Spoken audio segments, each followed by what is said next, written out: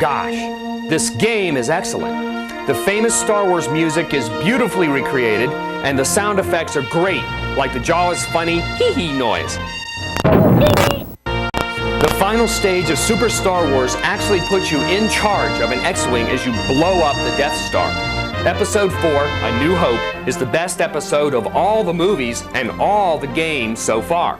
If you press AAAAX, BBBBY, XXXXA, YYYYB on the title screen after the options box appears, you'll be able to clear a stage at any time during gameplay simply by pressing start on the second controller. You can also press L and R on controller 2 to find other ways to cheat.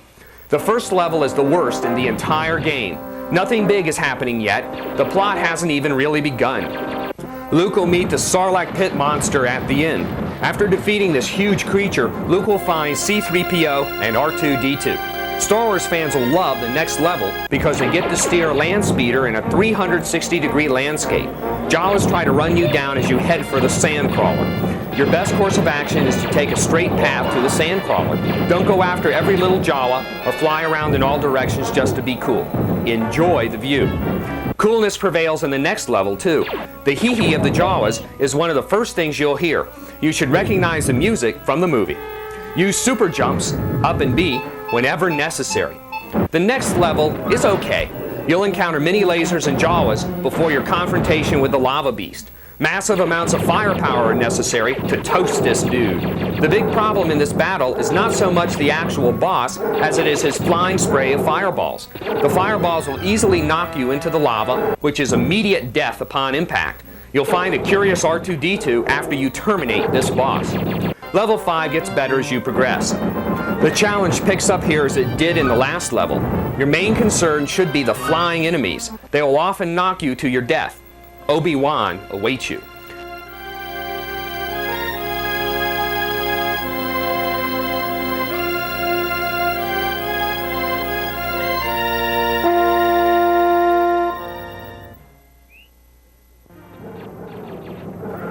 The Banthas will harass you after you meet Ben. They're probably the biggest creatures you'll see on Tatooine.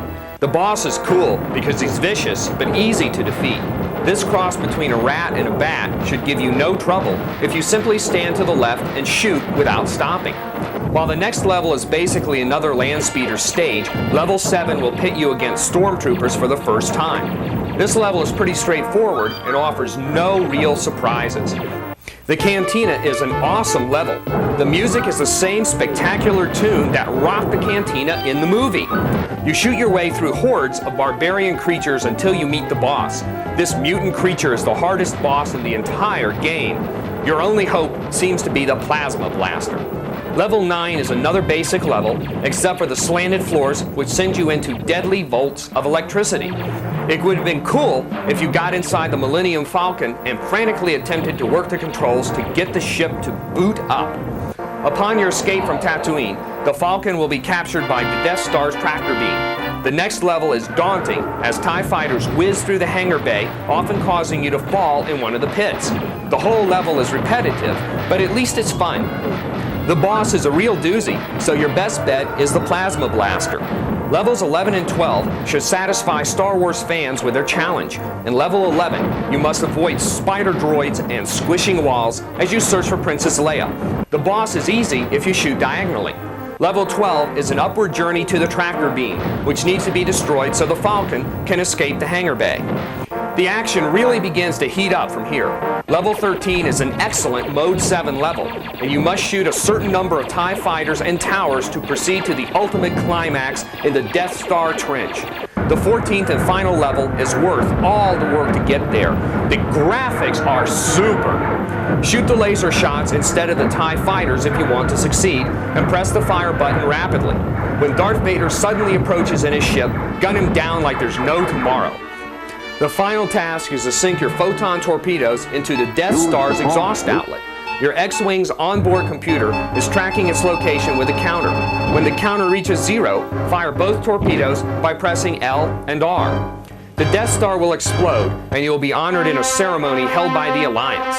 The ending of the game is the same as the ending of the movie, including the music. The adventure continues in Super Empire Strikes Back.